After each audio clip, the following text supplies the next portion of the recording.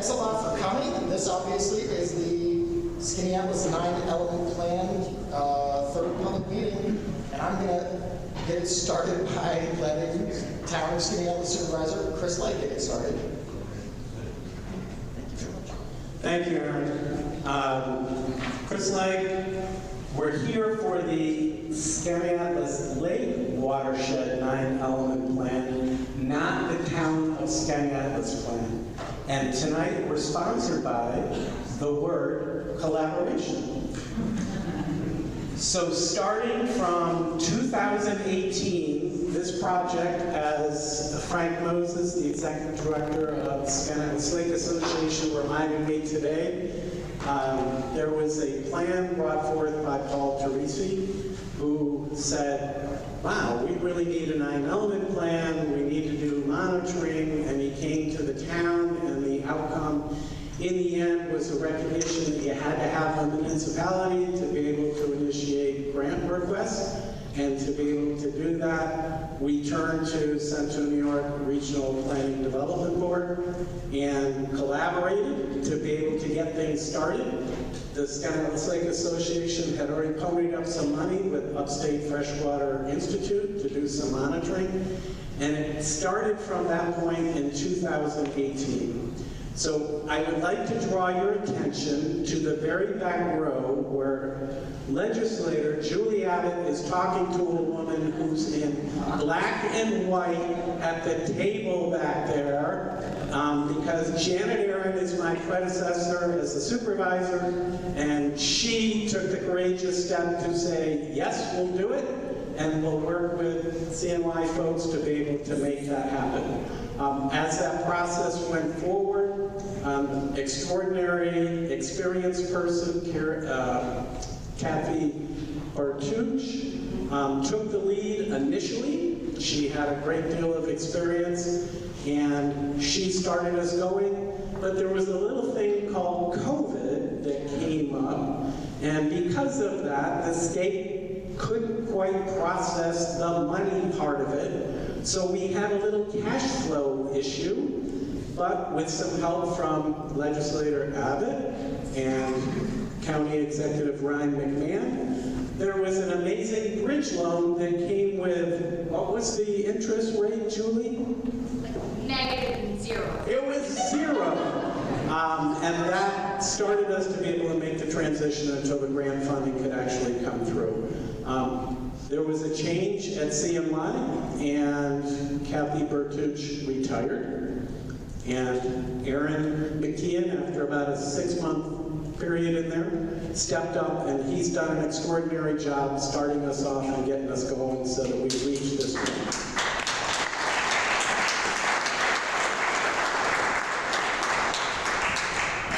So they were contracted to do 3 meetings. This is technically the 4th because there was a Zoom meeting in the middle there somewhere that got us to this point. So we're very excited that this should be the final as we're looking at the draft plan. And as we go forward here, we're looking forward to an implementation that Aaron has already taken the initiative to start gathering the players and start getting things primed so that we can step right into an implementation plan and keep going forward from that point. So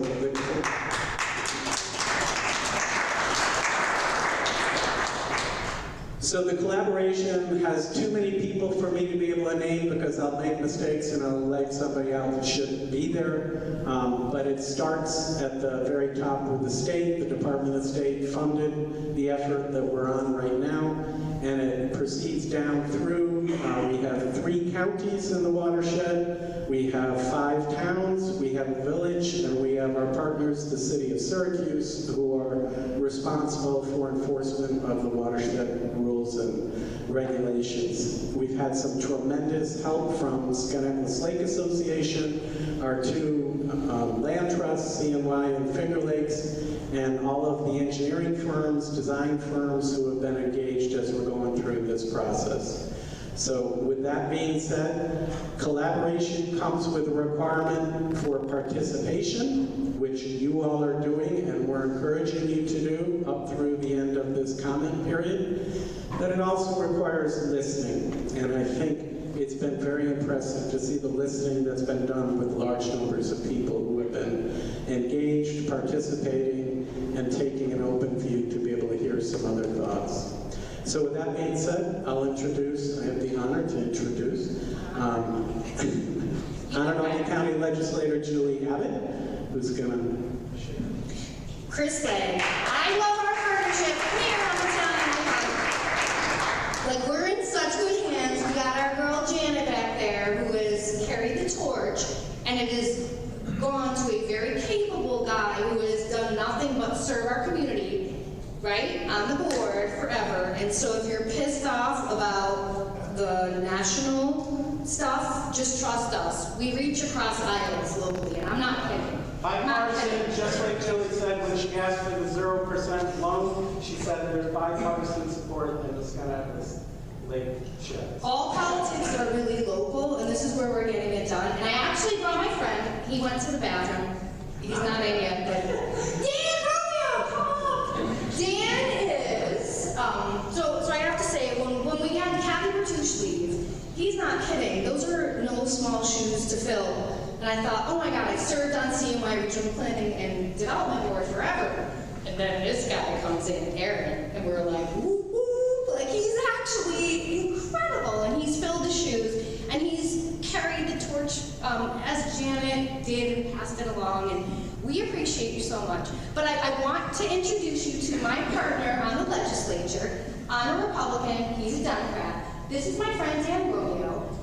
He gets his drinking water from us, and I chair environmental protection for the county again.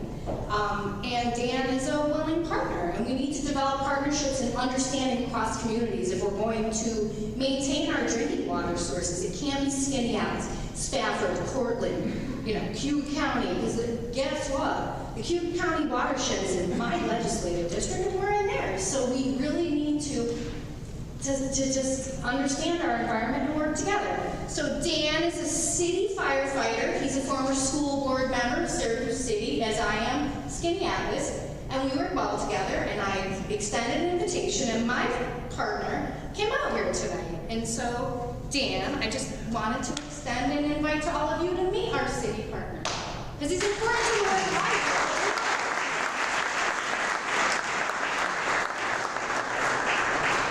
Thank you all for having me. I just really appreciate being out here. The city of Syracuse does get our drinking water from Skaneateles, and when Julie said there was a 9-element plan presentation, I said, yeah, I'm interested. I care about the environment, I care about my drinking water, and realistically, I just want to see everybody do well, so I want to see you all get the benefits from this 9-element plan that we can see, and I appreciate the work that everybody put into doing this. So thank you for having me, and I look forward to seeing what you all have going out here, so thank you. This stuff has no political lines. We need to work together, and so I'm excited to partner with my guy, and I want to encourage reciprocal partnerships. I know it's not necessarily part of what we're doing tonight, but I think our children are where the future is at. We have Micron coming, we have an aquarium, we have a lot of great opportunities, and I think our school board connections, and he has babies. He's got babies. It's good to foster our youth and encourage the stewardship so that we can leave everything the way we're working towards. So anyway, that's it. Here's Aaron, who is from CMI Regional Planning, and is really been organizing, collecting data, working hard, and these municipal partners, private partners, our Finger Lakes Land Trust, all of our different groups, Skaneateles Lake Association, this is a public-private partnership, and Cornell Cooperative Extension.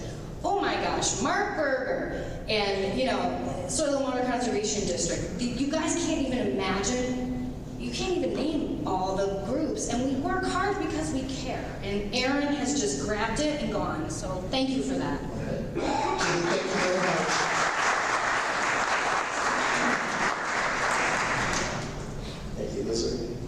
Two coming. You are actually two coming.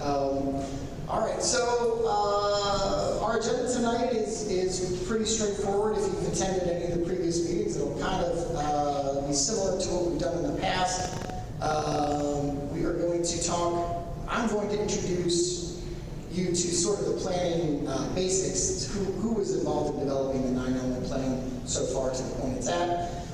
Then Dr. Liz Moran is going to talk over sort of the 9-element plan framework, and Dr. Dave Matthews is going to talk you through the actual modeling, and that's key to this process. The modeling piece is really what makes the 9-element plan different from other watershed plans, and Liz is going to talk about that. And then we'll talk about sort of the planning targets, the recommendations and the implementation phase, and then we'll have time for questions and answers. So that's our agenda. I wanted to give you just sort of an orientation to who the project team, so this is sort of like the core project team. Obviously, just met Chris Legg, the supervisor. I'm Aaron McCain with the Regional Planning Board in Syracuse. Department of State's funding is critical to this. So Kate Black from the Department of State is kind of our liaison to DOS. And we have Amy Klinkhammer from the Finger Lakes Hub at DEC, and Karen Hansen at DEC's main office. So ultimately, we're looking for state approval of this plan, and those folks at DEC and DOS really make sure that we're staying on track and we're meeting the specifications that they have at the state level for this kind of plan. The actual content of the plan is really guided by this Watershed Advisory Committee here. If it was just me, it would really not be much of a plan. I really looked to the folks on the Watershed Advisory Committee for really the input. The content of the plan has been generated by representatives of the folks you see here. I can't really name them all, that would take quite a while, but it's the municipalities from around the watershed. Obviously, the city of Syracuse is going to be involved. Onondaga County, Skaneateles Lake Association, the Land Trust, as Julie was saying. So we have a lot of partners in the Soil and Water Conservation District from Onondaga County really plays a major role in your watershed. I'm not sure if you all know that, but that will be part of the discussion tonight. So all of these partners in the Watershed Advisory Committee really, again, provided the kind of the content in terms, and that really is more in terms of the recommendations. Now, in addition to kind of the sort of the usual planning process, the 9-element plan is special because it involves a layer of modeling, digital modeling to represent the watershed itself and to represent the lake. So we have a very great modeling team on this plan. We have Ramble, which is a consulting firm that's done this kind of work all across the state. Liz Moran is with Anchor QEA, brings experience with similar plans, similar 9-element plans to this project.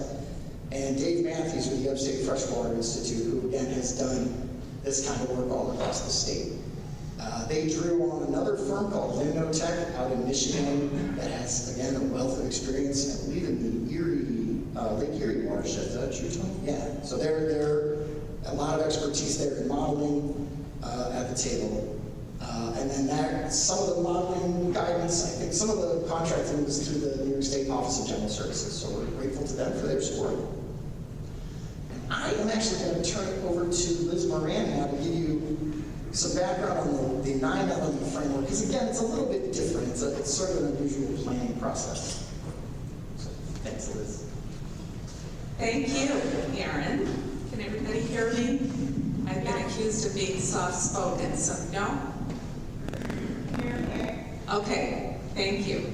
So, how many people have been to one of our other public meetings? So quite a few of you. So you have seen this graphic before. We use this as a way to kind of introduce people to the process, and as Aaron said, explore the differences that come to the process through the 9-element framework approach. So I'm just going to talk about the how and why we developed the 9-element plan. And if you look at this, it says watershed modeling framework, but it's a pretty universal framework. People who are involved in updating their community comprehensive plan or planning for their financial future, you kind of go through asking these 4 questions, right? you know, the where are we now, where are we going, what's our vision, what's our goal, and then what action steps do we have to take to get there. So that's really the way that we have worked through these modeling approaches. So, Skaneateles is in good company. The watershed planning efforts have been underway across the Finger Lakes, as you can see from this slide here. I want to call out two words that'll show up on this slide because they're going to be themes and concepts that you hear about later on from when Dave Matthews talks about the plans. You see the reference to the word phosphorus. So, in both 9-element plans and other plans, total maximum daily loads, that's what the TMDL stands for, phosphorus is a real central part of the analysis and the recommendations that come forward. That's because phosphorus is the limiting nutrient for the growth of phytoplankton, you know, algae and cyanobacteria, which are also called blue-green algae, suspended in the water, and aquatic plants. So it's very important to the lake food web.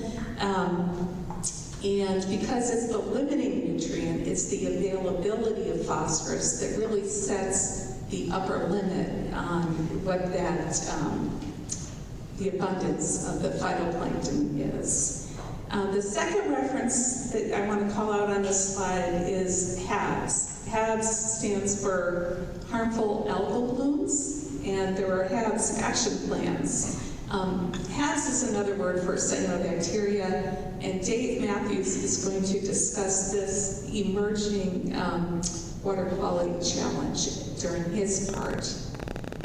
Okay, so next slide. So there's been a lot of watershed planning going on, right? As you saw from that last slide. But let's go onward to the 9-element and how that differs from prior planning efforts.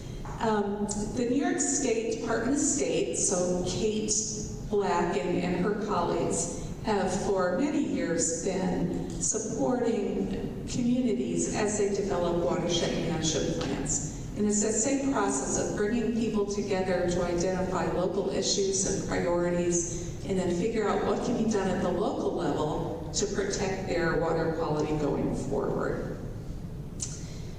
So in 2013, EPA issued the guidance document for what is termed the 9-element plan approach to watershed planning.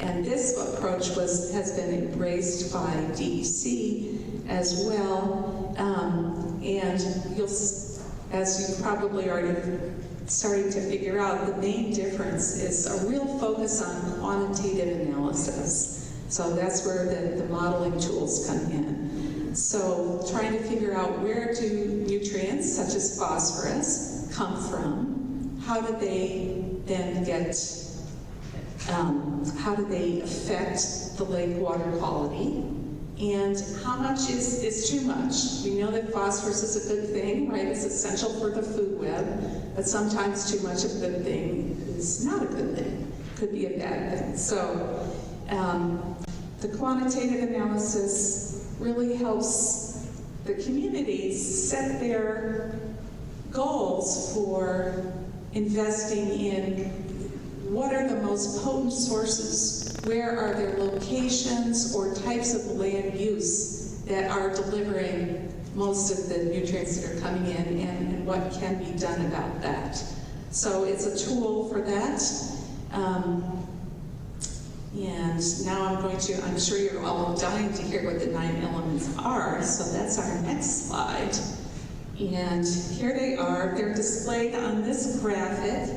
If you start on the left, have to quantify pollutant inputs and sources, then set your reduction goal. So setting the goal says, how much pollutant X can go into the lake and still maintain the ecosystem services such as drinking water quality, recreational use, a healthy fishery community.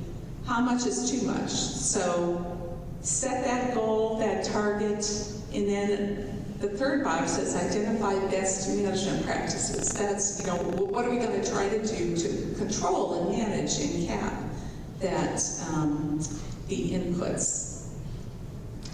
Then there's three steps, three of the elements are in the next box where it says implementation plan. So schedule, you know, where are the priorities? Well, what do we do first? Funding sources, how are we going to gather the funds together to implement these practices? And then measure progress. How do we know if we're going in the right direction, if we have to do more?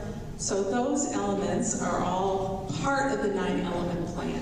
Very specific, you know, identifying who would be the champions or the leaders of a certain recommended action. Where's the funding going to come from? As I said, what's the time frame? Is this a long-term goal? Is this something that we can, you know, set in annual budgets and start picking away at? So that is all in the plan. And then there's monitoring. Again, you know, you have to figure out where we're going. Is this being effective? Do we have to do more? Do we have to do something different? Is there an emerging issue that's really affecting our ability to use and enjoy Skaneateles Lake? And then evaluation. And the top box, or that little bubble, that is the element of stakeholder input. And this graphic is meant to signify that is part of all of these elements. That, you know, the plans are developed in a public context with a lot of input and review, and to capture local knowledge.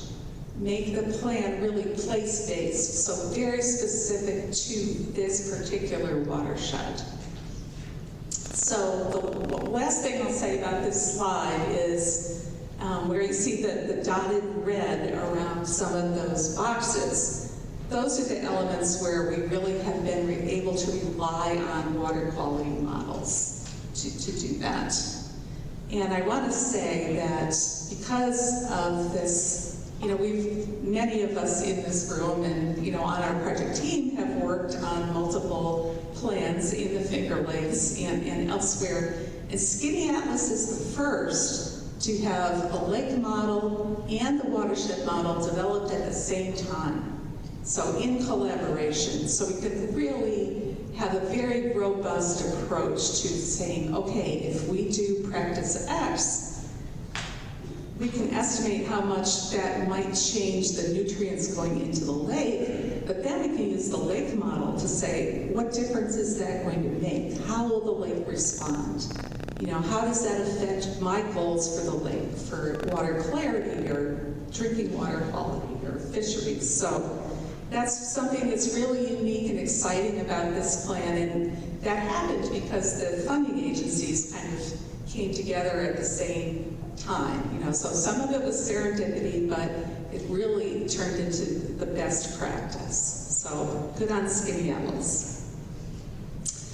Okay, so back to that, the 4-step process. You know, where do you want to be? Here's the vision statement that again came out of lots of discussion, some from the Watershed Advisory Committee, others from public comment, and you can read this, and you'll notice that there's a lot of kind of references to what we call ecosystem services. So in what ways does Skaneateles Lake and its watershed contribute to the well-being of the community, of our society?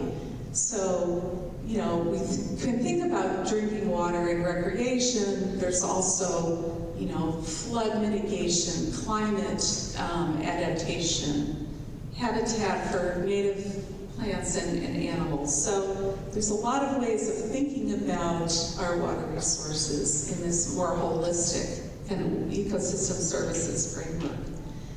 So that is the vision. And the vision, of course, is still pretty abstract. So there's a series of goals and strategies as well. Again, these came out of lots of robust conversation among the Watershed Advisory Committee. And we've kind of put them into 4 separate bins here, as you can see on here.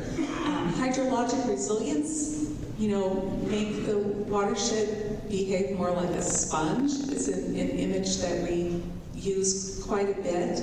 This is particularly relevant as we see the effects of climate change, with the more intense rainstorms, interspersed with drought, so, a lot of vulnerability on the landscape. So what can we do on the landscape to capture water, have it not, run across and pick up sediment and erode that and bring that into the lake? So ways to capture and infiltrate water. Lots both on the agricultural landscape and on the residential landscape. As people talk about green infrastructure and ways that you can, even on your home scale, try to reduce runoff. So there's also a comment here about working with the people who run our roadways, the departments of transportation and the local highway departments, and find ways for them to better manage water and help reduce the runoff, including salt runoff. So, there's a lot of issues that are tied up in managing and controlling the lake water quality over time. The second bucket we have is nutrient management. So continuing to look at wastewater management, septic systems, nutrient management within the ag community. We have a lot of advances in climate smart farming and precision agriculture, ways to really make sure that nutrients that are applied to the landscape are captured by the products. So invasive species is another bin that we have. We've been fairly successful in the early detection rapid response. And we know that, of course, Skaneateles Lake has been fighting the good fight against Eurasian water milfoil for many years, thanks to huge volunteer effort and collaboration with the local colleges and universities. So those kinds of partnerships really have helped, and that's an avenue where we have to continue to kind of foster those relationships. And finally, education and outreach. Certainly in the Finger Lakes, we don't have one pipe of, wastewater, or what we call the point sources going into these lakes. The sediment, nutrients, and other potential pollutants of concern coming into the lake are coming from the landscape. And that means that everybody who lives and works and plays within the watershed has to understand how their actions affect water quality and commit to kind of making change and being a lake steward, get your lake friendly. There's a lot of great information that Cooperative Extension and others have put together, and some of it's at the tables outside. So there's a lot of opportunities there. And the 9-element plan, also we have to say, well, okay, we know where we're going, we have this vision, but what's a measurable target? So the 9-element plan and the modeling work that's been done have adopted targets that are really consistent with current lake water quality. So the very low nutrient, low algal abundance, clear waters that really are so characteristic of Skaneateles Lake. So the total phosphorus target is 4.5 micrograms per liter, and chlorophyll is 1. These numbers are very low, but again, it's an aggressive target. It's a hold-the-line target. So this is, as I said, consistent with existing conditions, and the plan is to try to maintain that very high water quality into the future.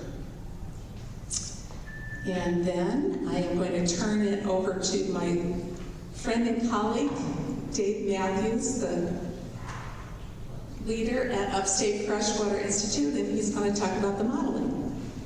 I'm afraid when you said I didn't know who's going to be. Thank you. Hi, folks. As both Aaron and Liz mentioned, one of the features of the 9-element plan that sets it apart from other lake management plans is that it's very quantitative and relies on modeling tools. The Skaneateles Lake 90P was supported by a watershed model, the Soil and Water Assessment Tool, we call SWAT, and a lake model called CEQUAL-W2. These are both sophisticated, kind of state-of-the-art tools, widely used in hundreds of locations across the U.S. and beyond. And we use these models to help us answer difficult questions. They're really good at integrating information, things that we just can't do in our heads. And some of the questions that they help us answer, the watershed model in particular, helps us identify where the nutrients are coming from in the watershed, what the sources are. And it can also be used to identify how effective different pest management practices will be in reducing loadings of those nutrients to the lake. The lake model, on the other hand, can help us answer questions like, well, what is the lake going to look like in 30 years, assuming that climate change continues at its present rate, or gets worse, or gets better? It can help us answer those types of questions. And it can also help us answer, all right, well, knowing that climate change is coming, what do we have to do from a nutrient loading perspective to make sure we retain the same water quality we have today? On the left is a depiction of SWAT, the watershed model, and what it does is layer on different watershed characteristics related to soil type, land use, how farming is actually practiced on the watershed. It integrates those things to simulate, in our case, phosphorus and how it moves through the watershed into the lake. On the right-hand side is the longitudinal cells in the lake model, and there are 40-some of them, and the model also simulates phosphorus and other water quality metrics at 1 meter depths down to the bottom of the lake. One of the key outputs of the watershed model is this pie chart, which tells us where the phosphorus is coming from in the watershed according to different non-point sectors. So we can see almost 70% of the total phosphorus is sourced from agricultural lands. Not terribly surprising, because nearly half of the land is in agriculture. The next highest source is developed lands, almost 20%, followed by forest and septic. And when we think about reducing phosphorus loading to the lake, this pie is important, but what also is important is how manageable these sources are. For example, 10% of the phosphorus may come from forested land, but there's not much you can do to manage that. That's really natural background loading.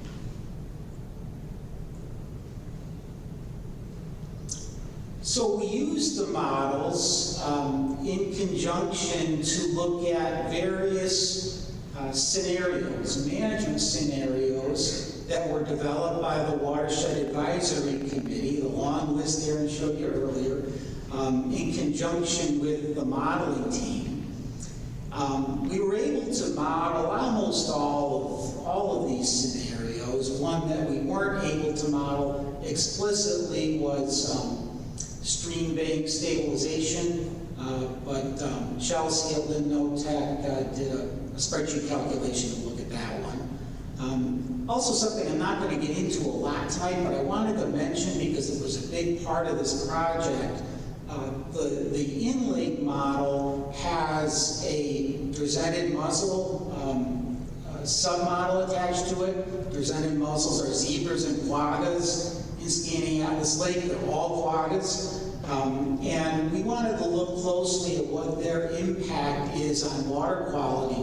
What we found was that they do have a pretty profound impact on cyanobacteria in HABs due to selective filtering. So they're able to eat things that are more nutritious or easier to eat, and when they ingest cyanobacteria, they're able to eject them. And the modeling suggests that that's an important feature, and maybe it's not coincidental that HABs in the Finger Lakes coincided with the invasion of quagga mussels.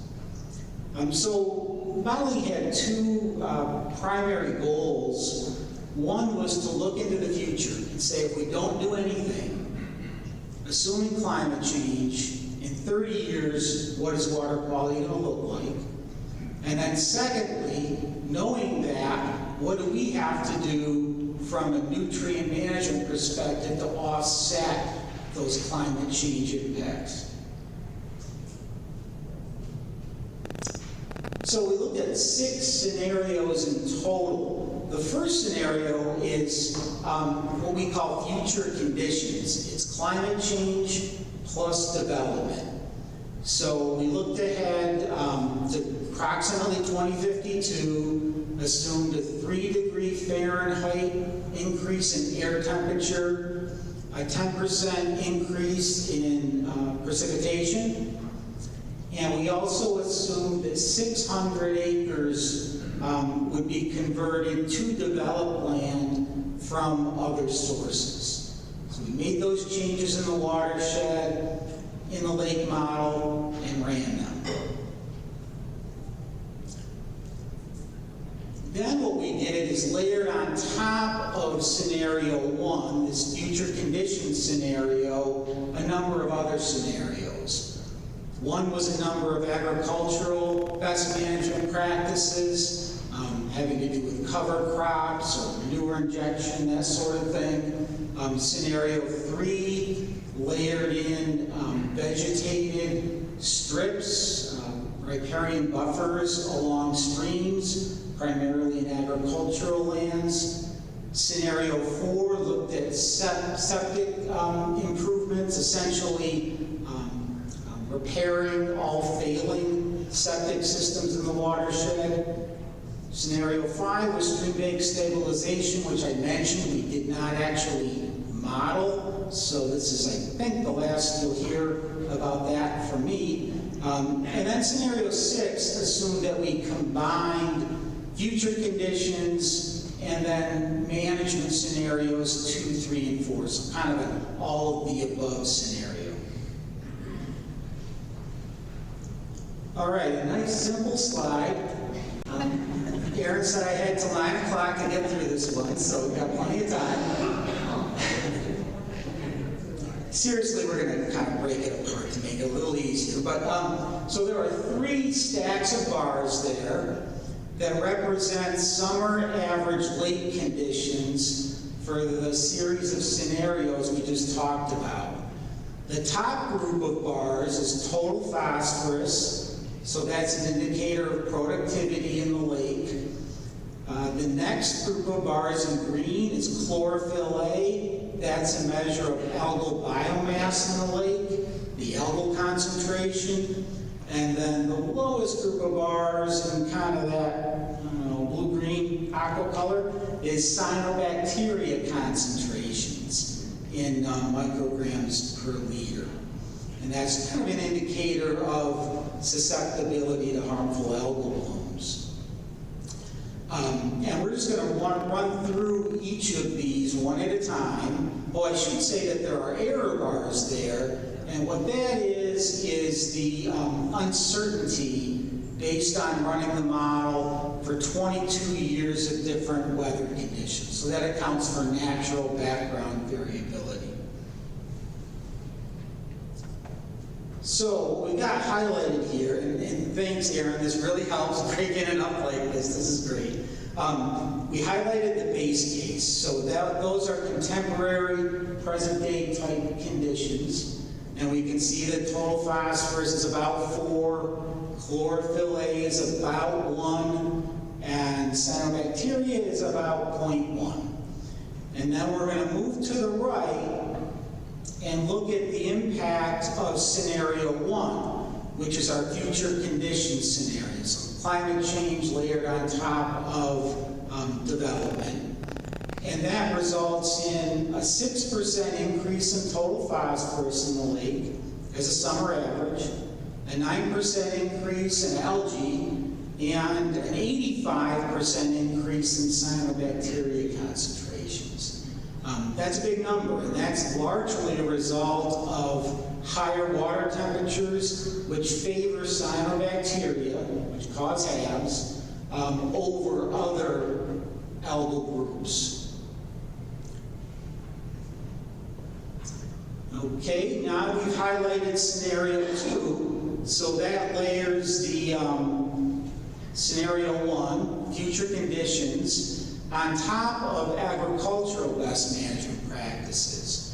And what we're hoping here is eventually to get back to the base, right? To get back to 0. So we've done a little bit better. Instead of a 6% increase in phosphorus, we're down to 4. Instead of a 9% increase in algae, we're down to 6. And we're down to 76% increase in cyanobacteria as opposed to 85. So we're moving in the right direction. Agricultural BMPs help. Same idea here. We've layered filter strips, vegetated buffers, and streams on top of future conditions. And you can see we do even a little bit better than the agricultural BMPs. Scenario 4 is managing residential phosphorus, so that includes eliminating non-agricultural phosphorus fertilizers, as well as repairing septic systems. And we can see we do even better there, particularly in terms of cyanobacteria. The increase is down to 54% from 85% as the future condition. And that's kind of an interesting one. Why was scenario 4 more effective than agricultural BMPs or filter strips? And it has a lot to do with the form of phosphorus we're talking about. In a way, talking about phosphorus is like talking about food. That's not terribly helpful. So phosphorus comes in different forms. Particulate forms, dissolved forms. Some of them are really available for algae to use for growth, some of them not so much. So when we talk about a pound of phosphorus, you need to know whether it's particulate or dissolved, bioavailable or not. It's kind of like saying, well, I've got a pound of carrots and I got a 1 pound cheeseburger, and saying it's the same amount of food. But the impact is widely different. 1 pound cheeseburgers don't last very long around me, and dissolved phosphorus doesn't last very long around algae. So when we think about managing phosphorus, it's important that we dig a little bit deeper and think about how available it is to grow algae, and really concentrate to the extent that we can on dissolved bioavailable forms. So now we'll move on from scenario 4 to scenario 6, which again combines future conditions, agricultural best management practices, filter strips, residential P, all into one scenario. And we see here that from the base case, from present day conditions, we get a 9% decrease in total phosphorus, 9% decrease in chlorophyll A, or algae, and we reduced the increase in cyanobacteria from 85% to 40%. So we're still not back to square one, not where we want to be, but that's largely a function of air temperature and therefore water temperatures. So it's a good news, bad news situation, right? This suggests that by managing all these things, taking an all of the above approach, we can get the basic trophic state indicators, phosphorus and chlorophyll, to remain where they are today or maybe even a little bit better. But in terms of managing cyanobacteria, that is beyond what we're able to manage at the watershed level. So, takeaways are that the good news, that water quality in Skaneateles Lake, by and large, the deleterious impacts of future climate change can be offset by reducing phosphorus loading. Unfortunately, higher temperatures will not allow us to offset all of the increases in cyanobacteria. The key is to focus on dissolved forms of phosphorus and to take an all of the above approach. To focus on any one of these avenues is not going to be productive. We need to look at all of them. And then finally, it's important to remember that an awful lot of the nutrient loading to the lake, the vast majority, as a matter of fact, enters the lake in a few major storms each year. So this gets back to hydrologic resiliency, trying to slow that water down, keep it on the land to the extent that we can. And with that, I'll turn it back to Aaron. All right. Thanks, Dave. How about a round of applause for Liz, Dave,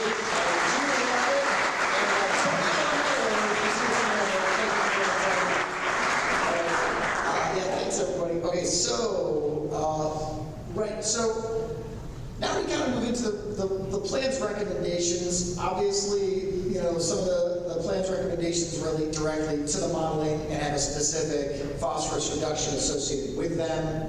That's kind of what Dave was just discussing.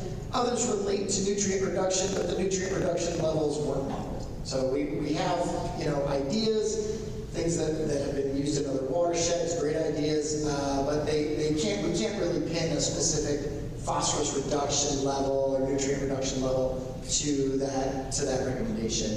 And, you know, some things are just more general. They relate to more like public education. I don't know, did everybody pick up? So in the lobby I had printed out the recommendations as they appear in the plan. And of course, the plan itself is now online. And there's a handout out there. Hopefully there's plenty of them. We have a few more people than I expected, to be honest. So there is a handout, or you can take my business card and email me, and I'll email you a link to it. So the plan is online. It'll be online for the next 30 days, and we're very, very interested in your comments. We have a public comment period that's going to run through June 21st on this. Just some examples from the recommendations sheet that you have. You know, seeking out opportunities for tree planting. This is, you know, a lot of the short-term recommendations that are in there. A lot of them are things that are already being done, because there is a lot that is being done in your watershed. There are a lot of very active players, a lot of active partners, and we want to continue to promote these good activities that are going on. So, you know, tree planting, a real kind of easy, low-hanging fruit kind of thing. Another huge one is the Environmental Facility Corporation Septic System Replacement Program. So this is a great program. It can help subsidize septic system replacements and pump outs. And, you know, as we were just seeing, the septic systems, that's one of those areas where you're getting dissolved phosphorus, you know, when there's a septic system failure. So, you know, just some examples of short-term things. The midterm things is where things get a little bit interesting. And I'll say, you know, this breakdown of, say, short-term, midterm, at the moment, this is very flexible. I'm very interested in your input and feedback on that. Some of the midterm things could very easily slide into that short-term slot. And some of these things are nice public education concepts, and a lot of other interesting ideas in the midterm category right now. One that I would love to see more opportunities for would be increasing upland stormwater retention through the creation of water storage best management practices like retention basins and wetlands. What you see on the screen, that's from the Shotwell Brook wetland project that the Onondaga County Soil and Water Conservation District did. That was Mark Berger. Mark, was that like 2 years ago, 3 years ago? 3 years ago. So a great example of stormwater retention being done on, I believe, vacant agricultural land. You know, this is the kind of thing you can seek out opportunities for this across the watershed. The more you can, as Liz was saying, make the watershed act like a sponge, hold on to stormwater longer, prevent it from just running right into the lake. The more you can do that, the better. So. Oh yeah, and another one, work with municipal and state partners to evaluate and, as necessary, upgrade culverts. So, and actually, that's a long-term one too. One of the things we learned through this process is, you know, there's not a whole lot of data on like roadside ditches. Roadside ditches is one of these areas that's really kind of, I think, over the past 10, 15 years coming to focus more as an area to kind of trap sediment, to trap nutrients, and to provide roadside ditches, ways, you know, when the water level gets high, allow that water to discharge somewhere else, so it's not just running directly into the lake. So there's not a great inventory of roadside ditches right now. That's something to work on, you know, in the long term. So that's just an example. One of the things that's in the plan, you know, that's sort of buried in there right now are different recommendations that are appropriate to property owners or residents of the watershed. Just a few things I just drew out from the recommendations to kind of highlight this. You know, integrate stormwater into property management and use of rain gardens, biofilters, and ponds. One of the things we would like to see get going in the next, say, 5 years or so would be maybe like a model homes program. So find some willing property owners, you know, install residential stormwater upgrades on the property, and then open that up different times in the year to a tour, and you could have like a model homes thing. So you could get, as a property owner, you might be able to get ideas of things you could do on your own property to improve, you know, your stormwater runoff on your own property. Also, Cornell Cooperative Extension offers no-cost soil testing, so that you are using, you know whether or not your property actually needs fertilizer. That's a good one. Disconnecting downspouts, sump pumps, and other sources. I'm sorry, not disconnecting them. Connecting them so that they infiltrate into the watershed and not just run into storm drains. Converting residential turf to meadows dominated by native species. I know that's something that's very popular in the watershed. And of course, the lake-friendly living program. That's something that Skaneateles Lake Association has been promoting over the years, and I think that's a great, just a terrific program. One thing I wanted to address, because we had a question about it at our previous meeting, was Micron. I know that this is something that's on everybody's mind. It kind of comes up in every discussion. Just to say, we know that Micron, in broad strokes, is going to have impacts on the real estate market in the region. We're looking at 9,000 direct employees up there in Northern Clay. The estimate is an additional, say, 45,000 associated jobs, with 35,000 of those in Central New York, and a rough estimate of additional population across the whole region of, 125,000 people. So lots and lots of people. It's not really clear how many new homes that actually translates into. And of course, Onondaga County has said, well, we would like to focus that population growth in town centers, in Clay, in the northern towns, and obviously it's proximate to southern Oswego County and western Madison County. I did want to clarify that we did not directly model the impact of Micron in the Skaneateles Lake watershed. As you saw, we did model a population, a development scenario, so 600 acres of development in the watershed based on sort of past trends in overall development. But the 9-element plan includes recommendations to promote sustainable development in addition to existing protections for the watershed that are already out there. The the town and village regulations, and the New York State watershed rules and regulations that the city of Syracuse enforces in the watershed. But supporting the conservation of land in cooperation with the Land Trust, the Finger Lakes Land Trust, the CMY Land Trust, the use and promotion of green infrastructure and local regulations that require green infrastructure, something that can be done at the local level to ensure that as development occurs, its impacts to water quality are minimal, and to use your comprehensive plans, ensure that your comprehensive plans are updated. And the New York State Department of State has model ordinances. If you can compare your town or villages, our ordinances to what the Department of State puts out there to try to help promote that water quality.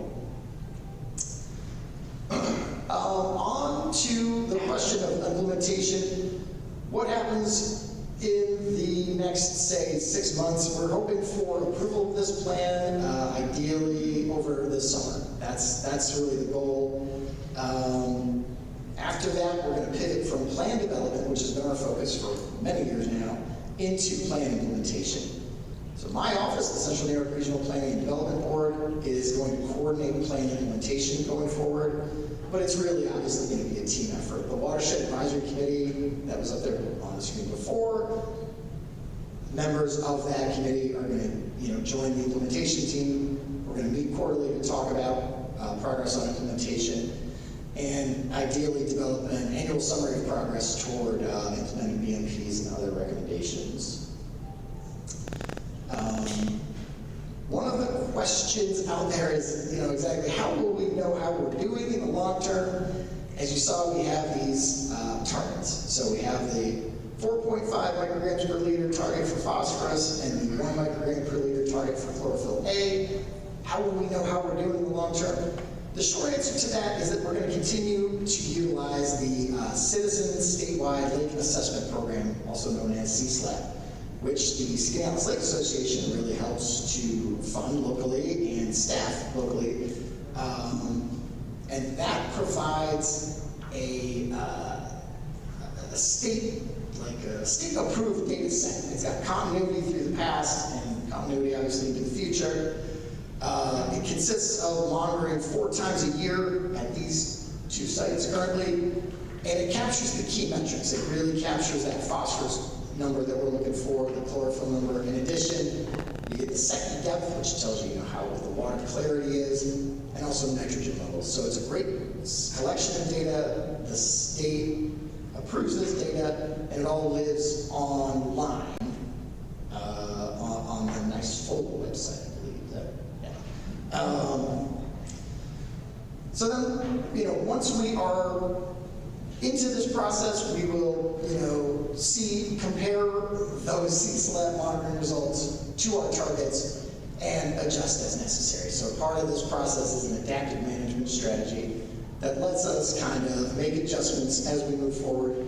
As I said, currently the implementation plan, we want to kind of play with that in the short term and see if maybe there are strategies that are currently sort of in that mid-range that can be moved up a little bit. That we may find that in a few years, if the CSLAP data shows that we're not meeting the target that we want to hit, we may have to get a little more aggressive in our BMP implementation. We don't know. So, and the concept here is to revisit this whole 9-element process in 10 years. So in 2034, maybe not do this whole thing again, but kind of take a look at the 9-element plan and see how we're doing. That is getting us close to the end of this presentation. I did want to say a special thank you to 3 people who have really been there through this whole process. There are certain points in time when you need data quickly or you need a lot of information. And Rich Abbott from the City of Syracuse, Mark Berger from Southern Water, and Frank Moses from SLA.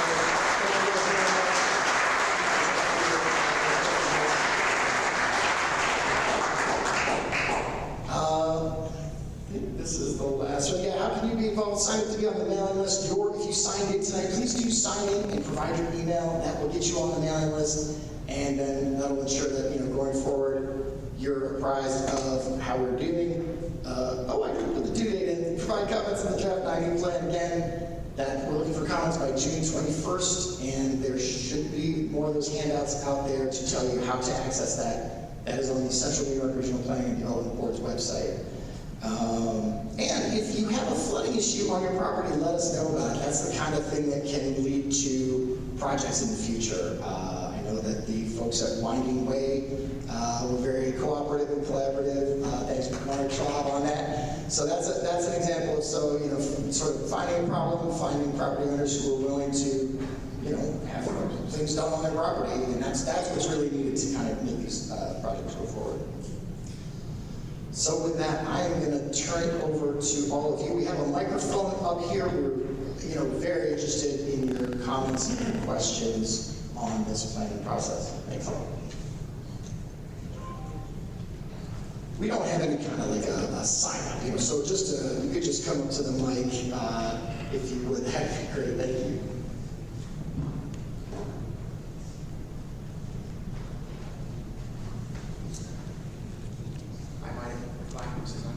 My name's Mike Yates. I'd like to thank everybody for all the hard work that you guys have done. My name's Mike Yates. I'd like to thank all you guys for all the hard work that you've done. I like what I'm seeing. But I didn't need a 9-element plan to tell me that the septic system issue has been an issue here for a number of years. This is the third year that I've heard about the cost sharing. But until somebody actually does the testing, tells people that their septic systems aren't working, and then enforces them, makes a change, it's just not going to happen. So I'd like to know if that question is going to be answered and addressed in the 9-element plan or in your implementation plan, because if it's just good words, it's just good words. That brings up a good point, which I should have really led off with, which is that this plan doesn't really have any enforcement capability at all. So this plan is really more about, it's about carrots and not sticks. There is no kind of regulatory component to this. Yeah, but that is a good, Well, then I'd ask Chris Legg and the rest of the elected officials here to get together around the watershed and address this. I mean, the county, as far as I'm concerned, the county health department and the city of Syracuse have the authority to do it right now. I mean, they did it 30 years ago. I don't know why they're not doing it now, but somebody's got to do that, or, we may as well just recycle the plan now and put it in the... Okay, all right, thank you.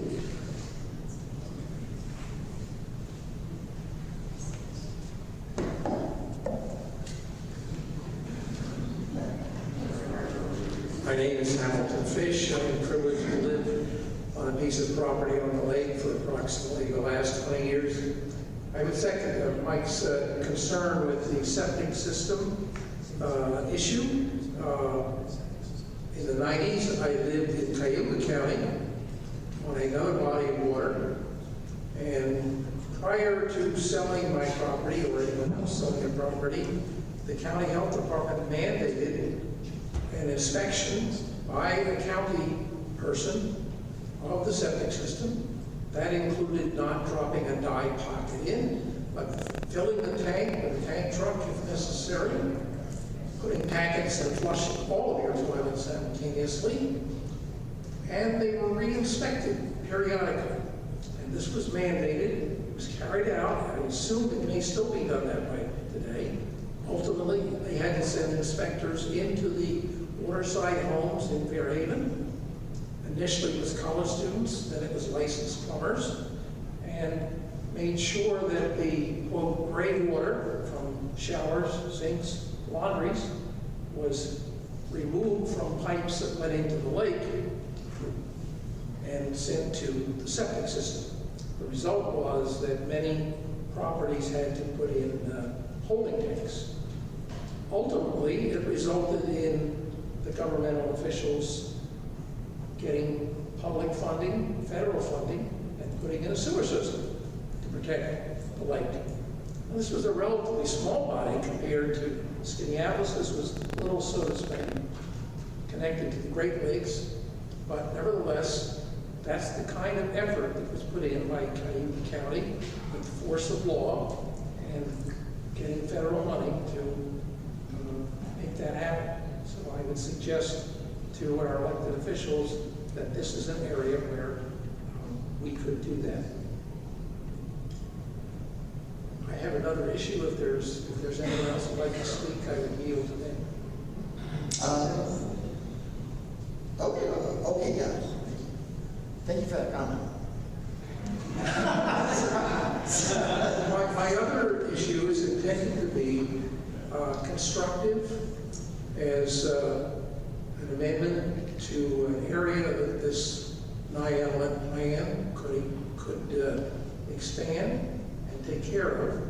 Not take care of, but quantify and ultimately control.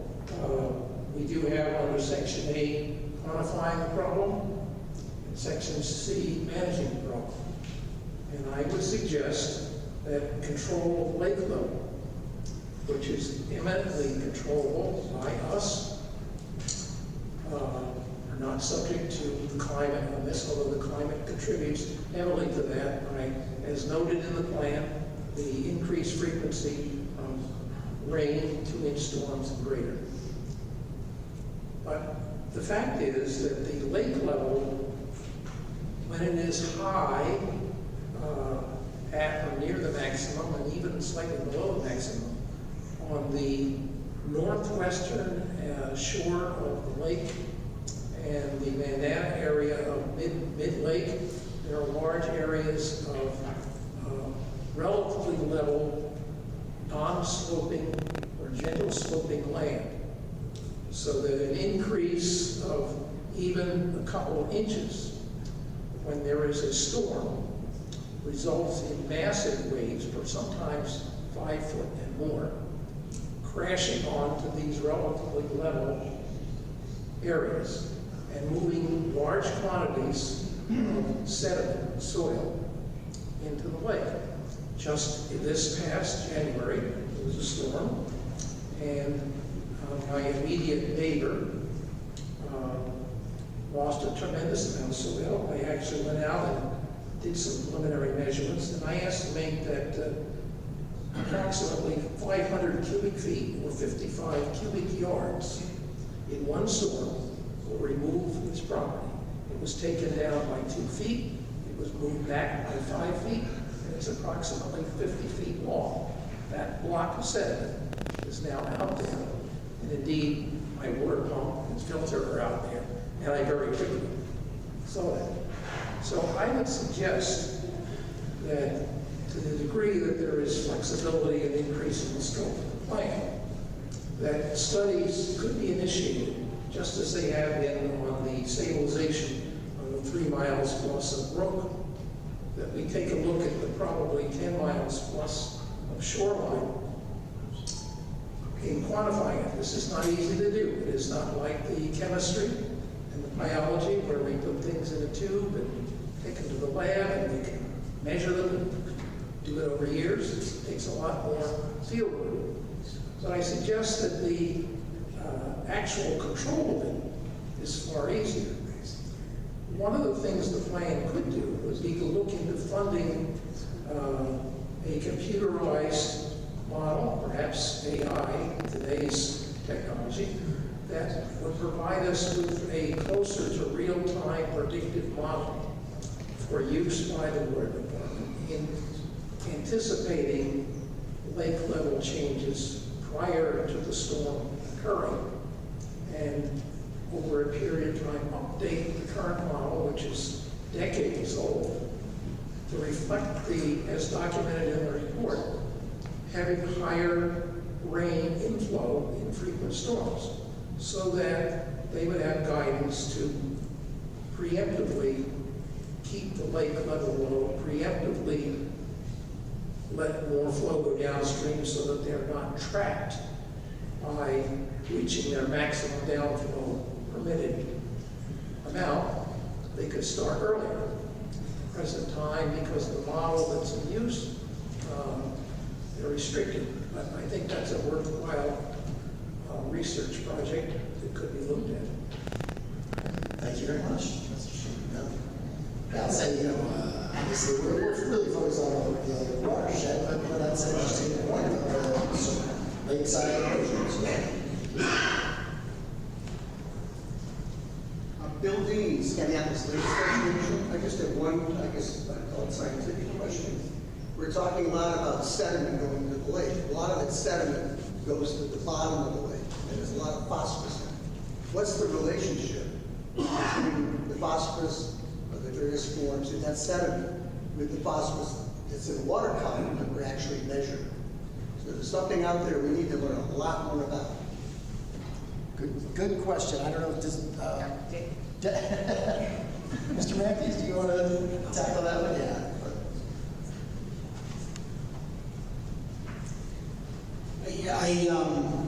You're right, that's where the phosphorus ends up, but we've seen no compelling evidence that that phosphorus is released in any significant way.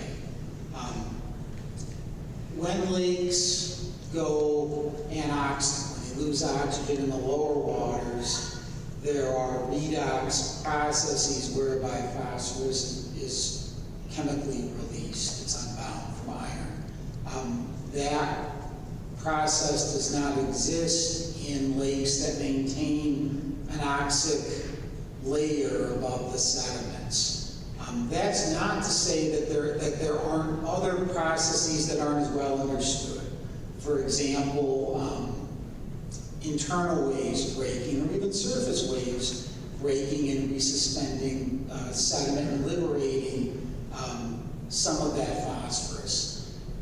We have not looked at that in great detail. What I can say is that we don't need to incorporate that process in the model in order for the model to close on the phosphorus budget. So that suggests that process isn't all that important in the grand scheme of things. So yeah, that's where I would leave that, kind of our state of knowledge on that at this time.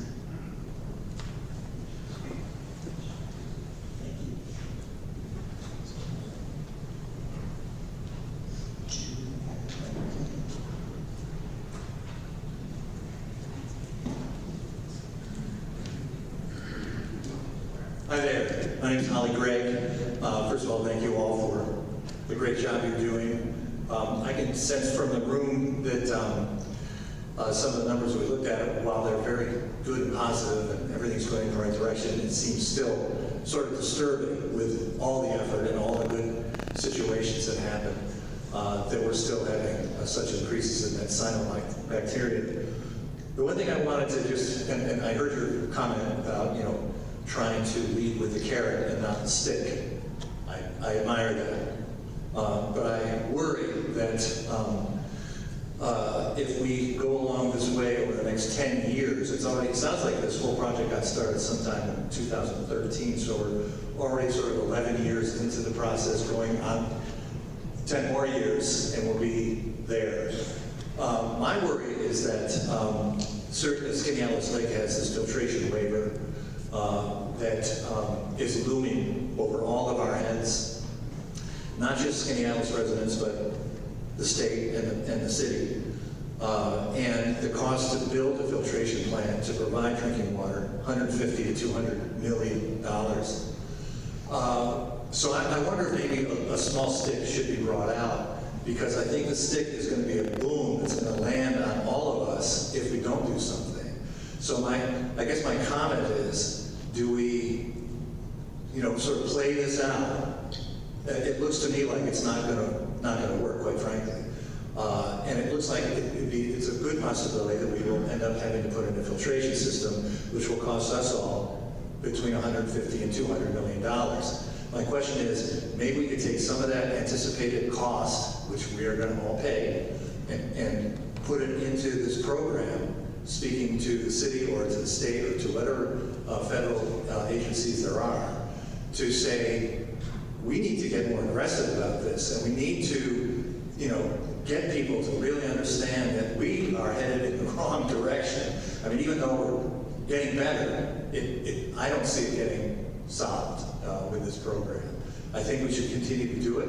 I'm not discouraging you from doing it, but I guess what I'm saying is it would be great if there were a secondary enforcement component to this that really is aggressive and really gets the message out to people.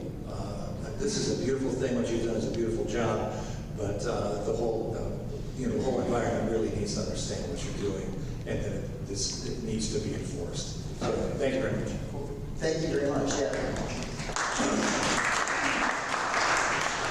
Holly, every time I get the card after a storm, right, when you get the card, we're only allowed 3 of those a year.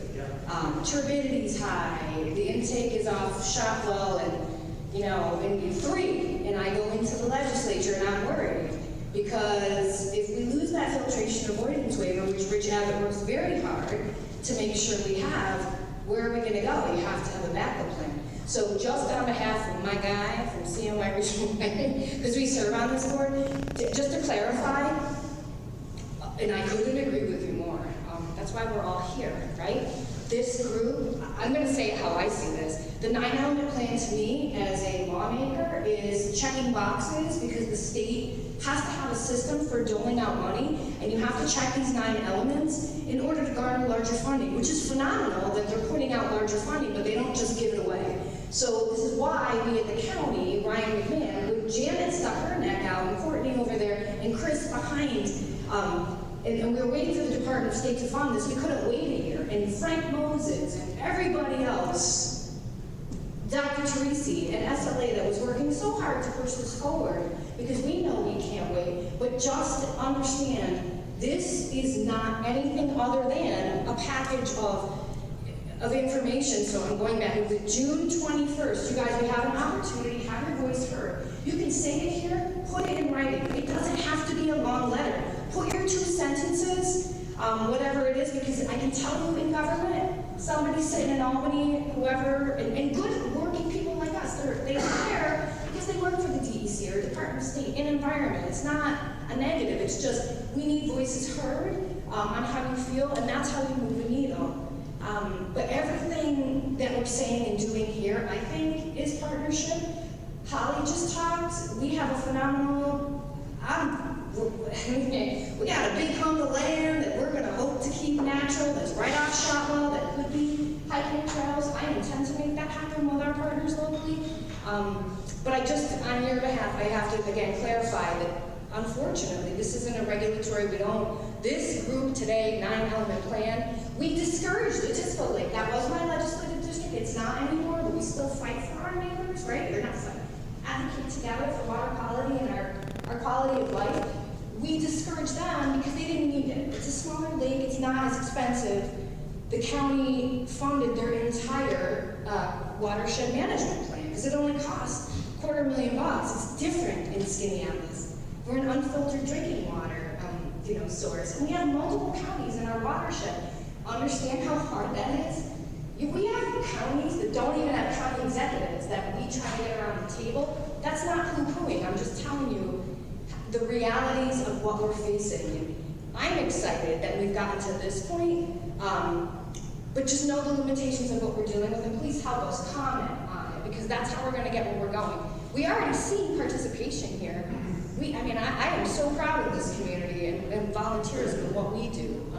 I'm bringing my city eyes, and I'm always trying to, whatever we can do, because the larger, when you can show the state community partnerships and cross county lines and cross municipalities, that's when they give the funding. So we just need to keep doing this. So please go on and comment. I guess that's it. Thank you, Julie. Yeah. And that's right. Something we really didn't hit in this presentation that was kind of in the previous public meetings. One of the benefits of doing this 9-element plan is that it makes it so grant applications for projects in the watershed score higher. So once you have an approved 9-element plan, the state will rank your grant application higher. Skaneateles Lake, of course, is already a drinking water supply. It has a number of things that already make it score pretty high, but a 9-element plan kind of put it over the top. So it should make it easier to bring money in, as we were saying, for these projects and make some of these projects, more like a reality. So right, again, thank you, Julie, exactly right. More comments would be better. So if you have ideas for recommendations, things that you didn't see in the list of recommendations, let us know. Aaron, I just wanted to say thank you for everything you've been doing. I'm Frank Moses. I'm the executive director with the Skaneateles Lake Association. I will be brief, and I didn't want to take up any time from anybody else, and maybe have a shameless plug too.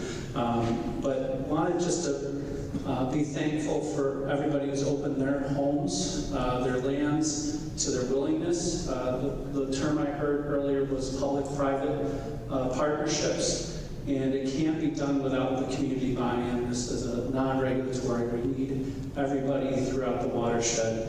And these grants do require local match, and that's one of the things that we want to be part of with the Lake Association, seeing how we can keep facilitating that, working with landowners, and seeing more collaborations, like the Winding Way project that really took a full community effort to see that get done. So I just wanted to note that and be thankful for everybody that's part of this. And we do have our annual meeting coming up June 30th. This is the shameless plug part. June 30th at Lourdes Camp. We have some registration info. We have our Lake Friendly Living pledge. If you want to sign a pledge, take care of your homes, take a sign home with you. And I did want to recognize NYSPOLA here. The New York State Federation of Lake Associations, Dave Carr, Nancy Muller, the CSLAP program that's helping monitor the quality of the lake is really under the wing of NYSPOLA that gives us the support. So Bill Dean and all our wonderful volunteers going out can help with that. So thank you. Also, thank you to Greg Lowe, the Chief Policy Officer with the Mayor's Office with the City of Syracuse. Thank you for coming. Appreciate all the support through the county and all the different governments. And wanted to recognize, we talked about milfoil earlier tonight, and it's really been a big project with the SLA and John Menapace with aquatic invasives. Thank you, John, for that. And that's it. Hopefully that was brief enough.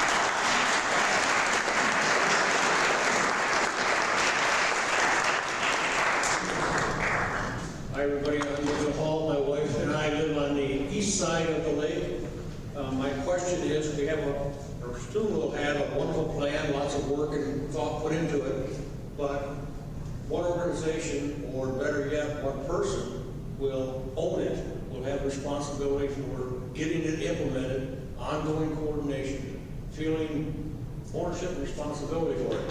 Who is that, or what organization? But it should be a person, I think. Person, you say? So my office, the Central New York Regional Planning and Development Board, is the entity that's going to take the lead in coordinating implementation. So that We're looking at. Boy, yeah. In a nutshell, that would be me. That would be the environmental program manager at the Regional Planning Board. That's right. So, obviously, all of the people on the Watershed Advisory Committee who are now going to pivot into the implementation plan will be, they'll be the ones sort of promoting projects. But right now, my office will be coordinating quarterly meetings. We hope to establish a database of best management practices so we can get a sense of what's going on across the entire watershed, who's doing what's coming up. We will not, at our current pace, we will not have this plan approved for the current round of what's called the consolidated funding application, where the state asks everybody for grant applications. But we would like to convene a meeting of the implementation team here in the next month or so, prior to the plan being developed, just to get a sense of, to start that coordination piece. So we'd like to get a sense of what's going on, what's in the hopper, what projects do the different agencies and organizations already have in their crosshairs in the short term, and start to really develop that coordination and collaboration. That's really what this 9-element plan is all about, is kind of creating a forum for everybody to kind of work together, work toward a joint set of targets, that 4.5 micrograms per liter of phosphorus. That's kind of like, it just gives us all something to work around, and sort of a table to convene at under the 9-element plan umbrella. So that's kind of the concept. Yeah, thank you for that question, David. Yeah.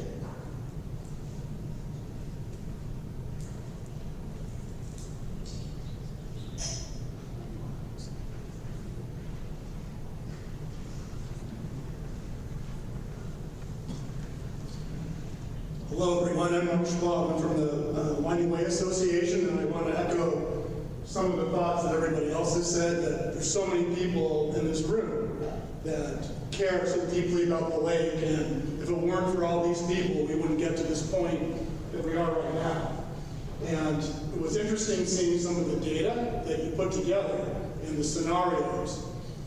I felt heartened at first when we saw the kind of the 6 different scenarios that you outlined, and the impact that we could have with chlorophyll A and phosphorus, reducing or at least holding the line. But like what Holly was saying, though, that even despite that, with climate change and all that, the best case scenario is between 40 and 85% increases in cyanobacteria. So it's horrifying when we have these outbreaks in the summer, when everybody is here already. And for the most part, they're local, they're localized, and they're not spread out through the whole lake. But I'm starting to wonder, when you see a 40 to 85% increase over the next 30 years, what does that actually look like? So we have these isolated outbreaks now. Is it going to be lake-wide events? Is it going to be all summer long? Because to me, caring about the lake as much as I do, as much as everybody else does here, it's horrifying. So if we're looking for ways to motivate the local populace, maybe light a fire under their asses by painting the picture of what this all looks like in 5, 10, 30 years. Because I can't imagine that a 40 to 85% increase in cyanobacteria is going to mean anything good. It's going to mean a lot of bad things, and a lot of bad economics, and a lot of property values going down. And then there's the practical side of it, the water quality for the city of Syracuse. So there's a lot of people that know a lot more about this than me here. I wonder if that's something that we've thought through yet, or how to describe that to the community. Is that something that... Great question. Yeah, I mean, to my knowledge, no. I guess I'll defer to Dave if he's willing to tackle that one. Well, yeah, I can help some of that, and part of it is my fault for not providing better context. So the base case for cyanobacteria now as a summer average is 0.1 micrograms per liter. We don't really even start to look very hard in most lakes. The DEC criteria is 25 micrograms per liter. Okay, so we're talking about, if we double, if we go from 0.1 to 0.2, it is still incredibly low as a lake-wide summer average. So I don't think there's any real threat of large-scale lake-wide blooms like you might have seen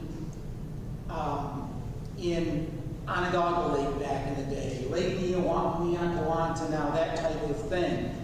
What it does suggest is more of these localized small-scale blooms in the future. So it's not great, but it's not super dark either. So then it's a question of the percentage, it's a relative amount instead of the absolute amount, because those percentages were terrifying. Well, yeah, I mean, 1.1 to 0.2. I mean, what does that mean? And that's what you're explaining right now. That's all. yeah, and so it goes from very low to not quite as low, but it's still low relative to other lakes. Now, granted, what we prefer to do is not have things get worse at all.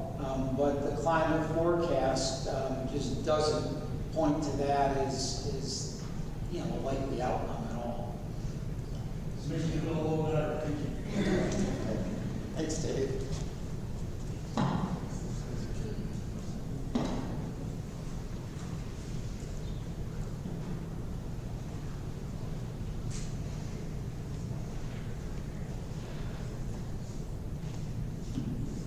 I'm very short. I drink the water, and I listen to a lot of very somewhat expensive and invasive things that can be done to reduce erosion. But one thing that wasn't mentioned, and one thing that I get a lot of calls about, I answer the phone for the Lake Association a lot of times, has to do with trees. A deciduous tree filters between 300 and 500 gallons of water a year. An evergreen can filter up to 3,000 gallons of water a year.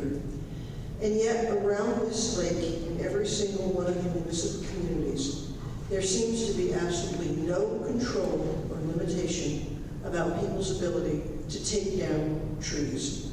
I cannot tell you how many calls I have had from upset residents that somebody is clear-cutting every tree. I'm sure every single one of you can drive around this lake today and find a piece of property under development that's being developed having been clear-cut completely of every single tree.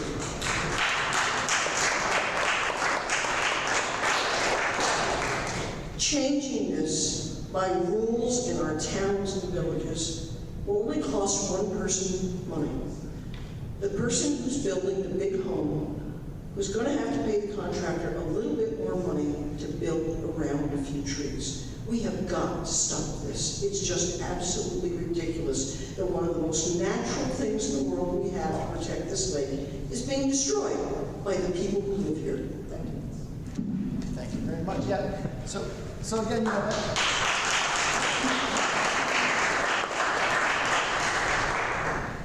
that goes back to, you know, again, this is not a regulatory plan. We don't have the ability to enforce a new regulation of that sort. But in the plan that's online, there is an assessment of local law. So that's one of the appendices buried way at the back of the plan. It's online, available for download. To be honest, in our assessment, I don't think that we really looked at tree ordinances specifically, but that's something that we could take another look at and make some recommendations about that. So thank you for that. Yeah. Can I just add that I lived in a community, and my neighbor lived in a community where you could not take down a tree without paying a fee. And when you took it down, you had to plant trees in equal circumference. So I think there are ways to regulate people not taking down trees. But our municipalities have to decide that that's important.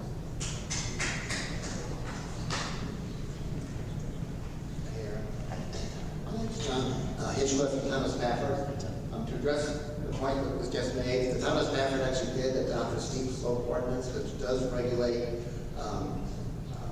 whether and how many trees can be cut down precisely to prevent erosion into the lake. So town boards do have the power to do some legislation to address some of those issues. So I do have a question now. Can you explain a little bit about why stream bank stabilization was not modeled?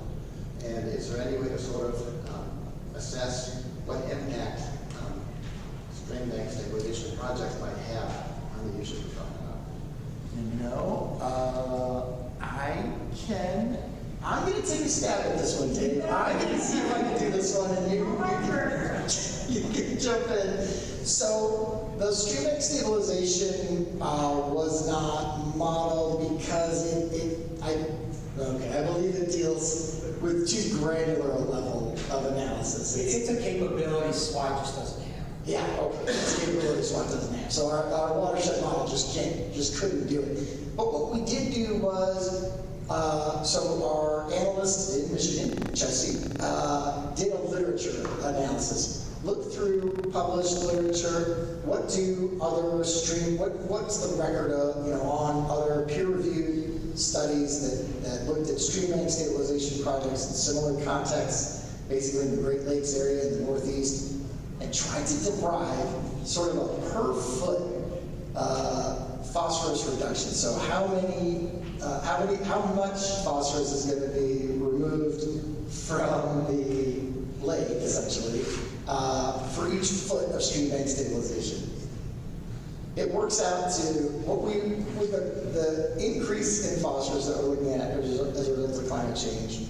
We're looking at 3.15 miles of stream bank stabilization projects over the next, say, 30 years to offset climate change. That's how I think about it. I don't know. How do you do it? How would you put it? Yeah, no, that was great. Thank you. The only thing I would add to that is that stream bank stabilization focuses on particulate or mineral forms of phosphorus that, while it's still phosphorus and you're reducing phosphorus, you're not reducing the phosphorus that really matters. The phosphorus that's really growing the algae in the lake. So that's where we get to our cheeseburger and carrot thing.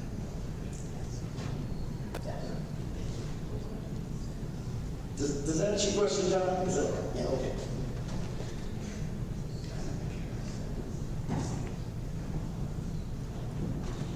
Aaron?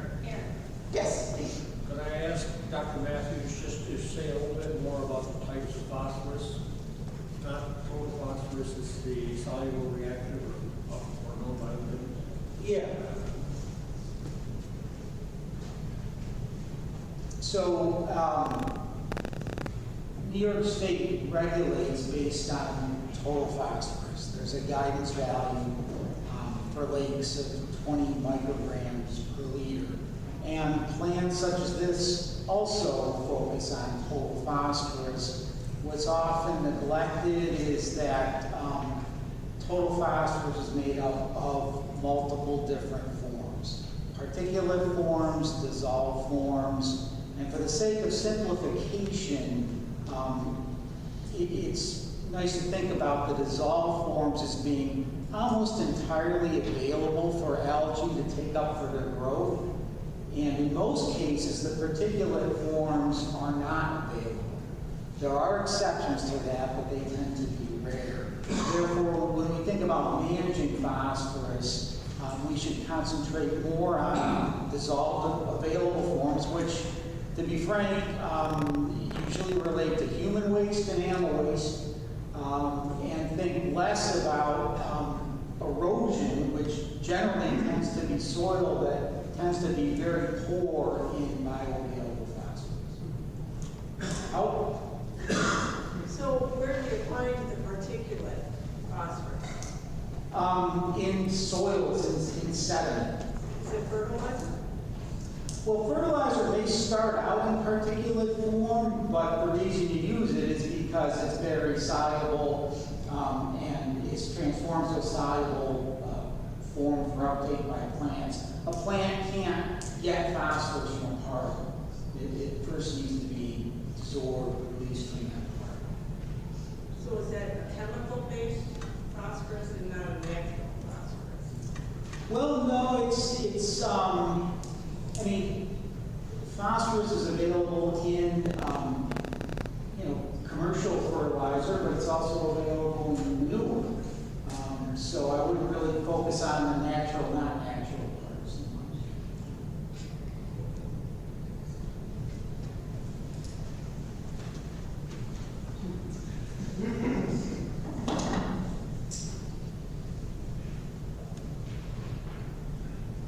Need to extend this even further. No, this is great. Paul Teresi from the Lake Association.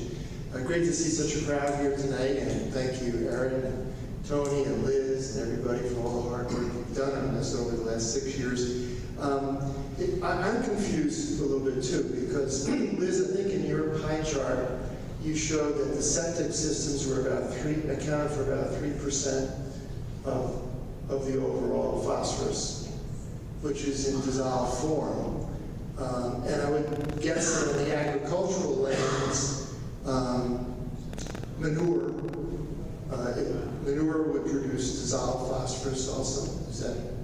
Yes, but the pie that is allocated for agricultural land includes both erosion of soil particles plus the dissolved form. So we have about 152 tributaries that come into the lake. So where is the dissolved phosphorus coming from that is contributing to the bulk of the algal blooms that take place? It must be coming down through the streams. I mean, how else does it get into the lake? Yes, and as Dave Matthews pointed out, mostly during storm events. Correct. So when we talk about stream bank stabilization, though, we also can take into effect retention ponds and preventing water from entering the streams and getting into the lake. So the combination of stream bank stabilization, retention ponds, etc., would slow the flow of dissolved phosphorus into the lake. I think, I would not think of a retention pond as being part of stream bank stabilization. I think those are separate practices. So I would say yes on the detention pond, not so much on the stream bank. Now, there may be good reasons to do stream bank stabilization. Reducing sediment loading, but reducing bioavailable phosphorus just isn't one of those reasons. I see. But retaining the water upstream would have an impact on preventing dissolved phosphorus. Okay, just wanted to clarify that. Dana, do you have any question about that? I would just clarify that retaining the water upstream for a period of time so that the content that's in the water, sediment, various nutrients, have a chance to settle out. Great. Just as we did over in Willow. So in Willow, we have the retention pond above on Willow's property, and then we have some of the stream bank stabilization down below. So it was kind of a combination project. Okay. But we don't have a modeling on that. So we don't really know, other than analyzing the water coming in before the project is done for dissolved phosphorus and comparing it to analyses afterwards, would we know?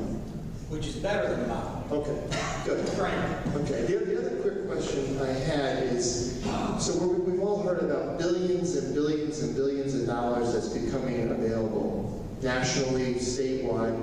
So, and I understand that by being 9-element certified, 9-element approved, as you mentioned, Aaron, that folks in the municipalities who apply for grants for these projects will have a better stab at getting these big bucks.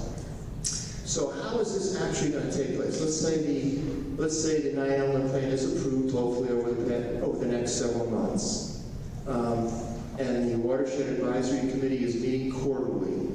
So who is the whipping boy other than yourself? I mean, who in the municipalities comes up with the projects? How's this going to work? Do the individual municipalities come up with the projects, go to the Watershed Advisory Committee, get advice, or is it vice versa? Right, well, municipalities will have representation on the committee. Yeah. So they can, the boundary there will be porous, so, to get ideas sort of into the mix. The exact mechanism for sort of selecting projects, we've talked about the idea of some sort of a project prioritization rubric. That has kind of yet to be developed. Some of that stuff is, will be part of the next phase of implementation. But in terms of how projects exactly will get developed, it always is going to rely on a partnership. It's always going to rely on, some combination of municipality typically, and the state, is going to be the financing. Onondaga County has been very helpful with the Winding Way project we talked about earlier. The county was willing to step up and be the applicant. It's not easy. It's going to be a bit of a struggle, but I guess what concerns me is with just quarterly meetings of the Watershed Advisory Committee, who's going to keep track of grant deadlines? For instance, you mentioned that we're not going to make this group of deadlines in July. Who's going to keep track of it? Who's going to actually write the grants? Who's going to administer the grants? Yeah, that's going to vary from situation to situation, but my office... Yes, but... There you go. I'm done. My I didn't want to volunteer us to do too much, but our office does this kind of grant application and grant management all the time, so. That's kind of state plan. Aaron's trying to keep us from taking that. That's exactly right. Yeah. I mean, you hit it right on the head. You gotta have a list of projects. You gotta have somebody who's gonna write the grant application. You gotta have somebody who's gonna administer it. You, the community, you gotta come up with a list of projects. You got a good plan. You probably all have a project idea in your mind. Write it down, submit it to Aaron, and then the committee can start reviewing it. You can meet monthly. We'll write the grant application, okay? We write grant applications all the time for municipalities on behalf of the counties, on our own behalf. Don't worry about writing the grant application. That's what we get paid to do by our member counties. So we'll write the grant application. If the committee says this is a good project, then we'll write the grant application. So it's that big headache to administer a grant application, right? It's all kinds of paperwork. We'll administer the grant application. Okay, so if the state awards the funds, there's money in the grant program to pay us to administer the grant on your behalf. So really, there's a process set up. We do this all the time for different program areas. We'll certainly do it in the case of Skaneateles Lake. It's easy for me to say this is all going to be on your shoulder. He's going to take care of it, but we can address that. You got to come up with the projects. That we can't do. You have to come up with projects. You know, you may have a list of 50 projects. Maybe 20 of them are really good, but that's okay. We'll go through the list. You'll figure out which ones we want to get money for. And we'll chase the money. That's how I like to talk about it. We chase the money all the time for projects. Is there anything to do? Quick question. So the collaborative process is what initiates the grant application. Will it be a collaborative effort all the way through from beginning to end? How does that work? Yeah, it certainly will be. I mean, you have your committee. I'm getting out of my league now because I'm not close to this project. Sure. All right, I'm taking, I want to say something. Give me the mic. So I have to be honest, Paul and everybody, I think it's going to be very similar but evolved to what we've been doing. So if you guys don't apply for grants, you don't know. You can't be a lake association. No, I'm just going to say it. The Skaneateles Lake Association has taken the lead and is the reason for why all these projects happen. Let's just say it. But you're a volunteer organization. The way it works is you have to be sponsored by a municipality. So they would go to Jim and Courtney and Chris, and they can only take on so much. So then they come to me, right?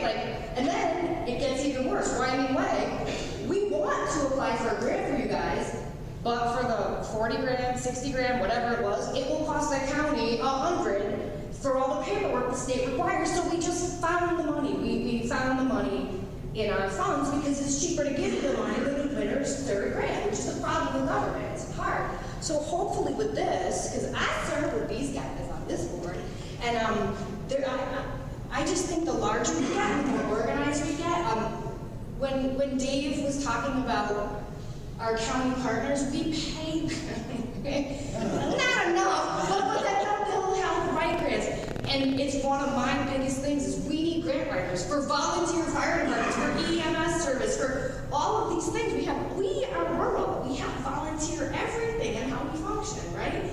But downstate and Albany is not rural. They don't necessarily understand this. I'm going to say that to you as somebody who ran for state senate, and that's why I ran. So what we have to do is supplement, I feel like, to be able to submit and do what we're doing. Because I moved up here 30-something years ago and was like, who the hell volunteers to fight a fire? That's a full-fledged job where I live, a good paying one, where I grew up in Connecticut. So when you're trying to convince people downstate who live in cities, and that's who controls our government, quite frankly, in the state, you've got, I think we need to partner together and to show our partnership and collaboration, which we're doing, and I've seen it already. I'm so encouraged. I think it's gonna get easier. We need grant writers. I can't guarantee anything, but I've already seen it. Like, it used to just be you guys going to the town, right? Or you go to the village, they don't have the capacity, we're limited. And we're larger than that. We're a watershed that serves what? And how many counties? And we got Cayuga, and we got Atisco, we're the Finger Lakes. We're bigger than this, right? So to me, that's what we need to be doing. And I think that's how we get a voice down there, and we're going to see that through organization, and I feel like we already are. I'm optimistic. I know that doesn't answer your question. It's gonna be the same, but hopefully more organized. And just keep in mind, I mean, there are already organizations, so the Soil and Water Conservation District, the City of Syracuse, Onondaga County, grant applications are being written, have been written on behalf of addressing Skaneateles Lake watershed.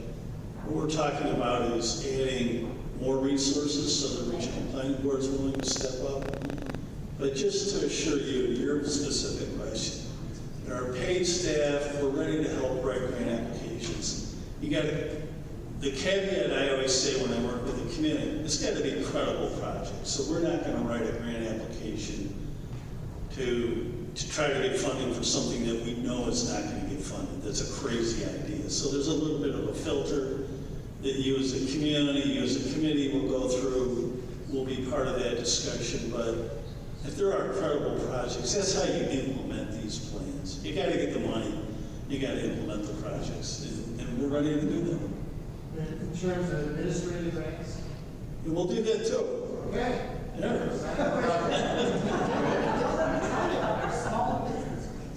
Now there's money, typically in the grant awards, there's money to cover the administrative costs. So we're used to doing that. So Crystal Lake, Town of Skaneateles, across the whole lake shed, we have the same issue.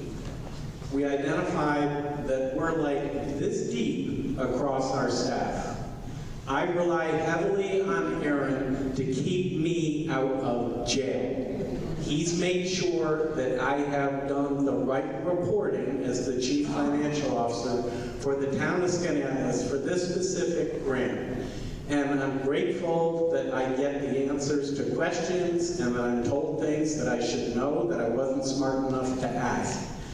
But we have the opportunity to be able to work through this process and get much bigger grants. I didn't want to say it at the very beginning, and Julie did a great job. The ticket that we're trying to get out of a 9-element plan is the ability to get money that we can't get right now. And we can combine different projects and get them to the point that they would be very meaningful across 5 towns, a village, the city of Syracuse as well, and there's lots of things that we could get to go forward once we get this 9-element plan approved, and then continue our work with Aaron and the staff who have lawyers and who have contract attorneys who can be able to go in and look at things, and the people who can process bills and invoices that have lots and lots of zeros on them that we are really not qualified at the town level to be able to do. So I'm trying to help you understand that I think we're on the right track, that I think we can get our 4 other towns to participate, that we can have the counties stay engaged as they have been, get all 3 counties going the same direction, and there's some powerful I don't know what the word, collaboration that we can do together to be able to get there. And yes, we need our land trust, and we need the Lake Association, and we need the voices of individual citizens to be able to get there. Mike, I heard you. Fran, I heard you. Yes, there are lots of things we do need to do, but what I love is that Dave has given us data and has helped us process in our minds, dissolved phosphorus is what I'm worried about. That stuff is what really needs to be addressed, and that's set priorities in grants when you get them. We're after 9 o'clock. I'm not in charge. This is not the town of Skaneateles watershed plan, but I'm just going to suggest that we've had a great evening. I love the challenge. Holly, keep asking me questions. Beat me up. And I think that Aaron and his team have given us a great presentation to be able to process for the next month.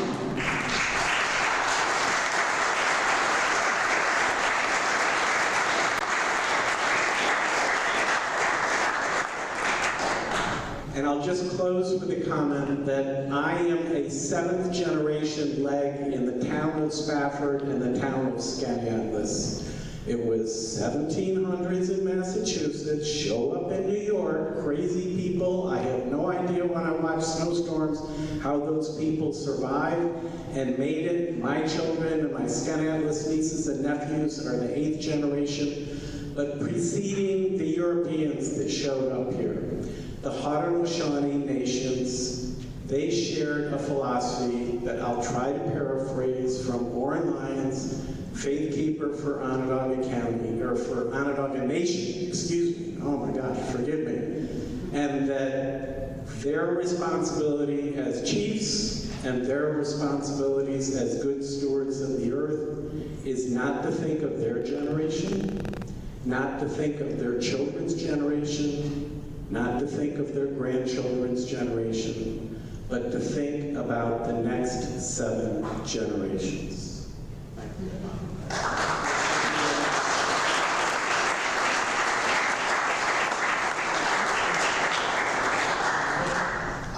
I guess I didn't really realize it was that late. Thank you guys very much. We're going to wrap this up. Again, please provide your comments on the plan. June 21st is the deadline.